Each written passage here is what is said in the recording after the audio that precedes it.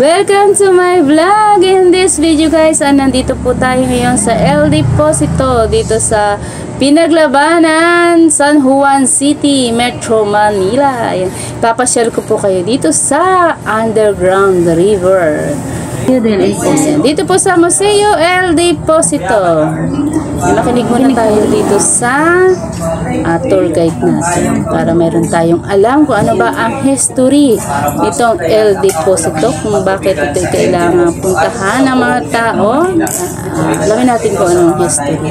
Artifacts na kung saan isa po yan sa mga naging pangunahin pag-supply ng tubig sa buong Maynila. Ikot tayo.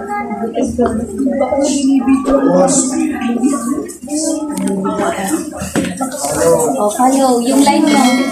Follow.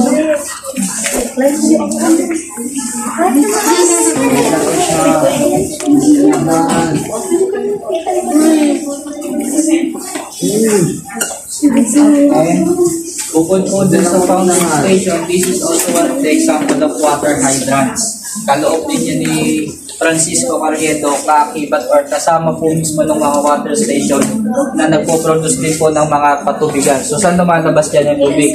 Dito mismo sa bunganga ng itsura or ng structure ng gayon. So kung napansin nyo, charcoal, buhangin, semento. Sa ilalim yan, nilalagyan po ng tela yan at dyan nila pinafertilize yung maruruming tubig. Then at the same time, yun ay iniimpok at iniipak na doon sa mga jars. After nilang iboro yun for about 3 to 5 sa maging cleared water. And at the same time, isa rin po ito sa mga usually na ginagamit natin nung panahong nauubos po yung tubig ng El Deposito. Then, these all things are these all jars. Yan po yung mga ginagamit para pag-imbakan ng mga tubig before. At ginagamit din niya para sila po ay makapag-igib ng tubig at makagamit sa kanilang mga tahanan. Hello na. Hi. Follow, sir. Follow. While at this side, you see the Museo ng Katipunan and Museo El Deposito. This area or this plaza is called the Pinaglabanan Shrine, which is on August 30, 1896, that happened the Battle of San Juan del Monte. Diyan nangyari yung digmaan between the group of Katipunan and also the group of Spaniards or ng mga Guardia Civil Castilla.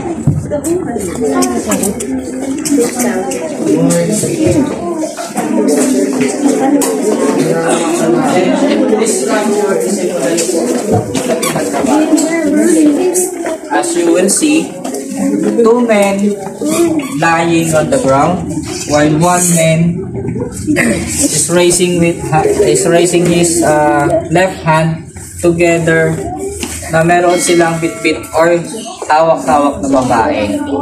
Okay? Now, ano kaya representation ng structure na yan? Representation po niyan is yung mga kaganapan or pangyayari during the Battle of Pinaglabanan or the Battle of San Juan. Ito.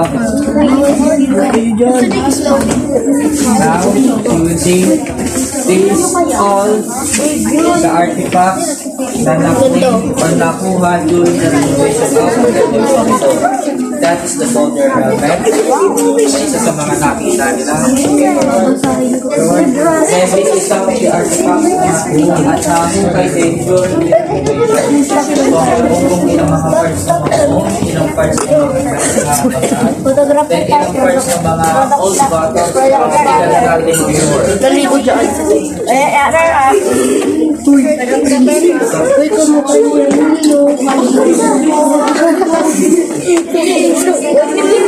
joke lang. Si Jewel. Now, we are moving on to the El Deposito. Wait lang, manguna si Seth.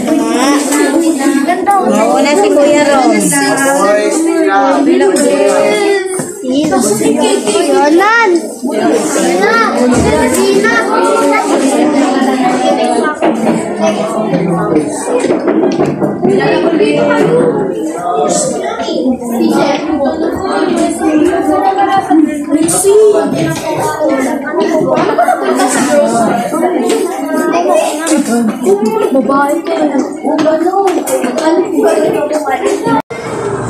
Ayan, dahil nasa baba po ang El Deposito, nasa underground, bababa tayo dito. Ipapakita ko sa inyo yung itsura. Yung itsura ng pinagmula ng pinagkukunan ng tubig. Dati pa, yung panahon Kastila. Yung nagsusupply ng tubig sa buong Metro Manila. Ayan guys. Doon, papasok tayo doon. Sa pinaka doon sa pinaka dulo.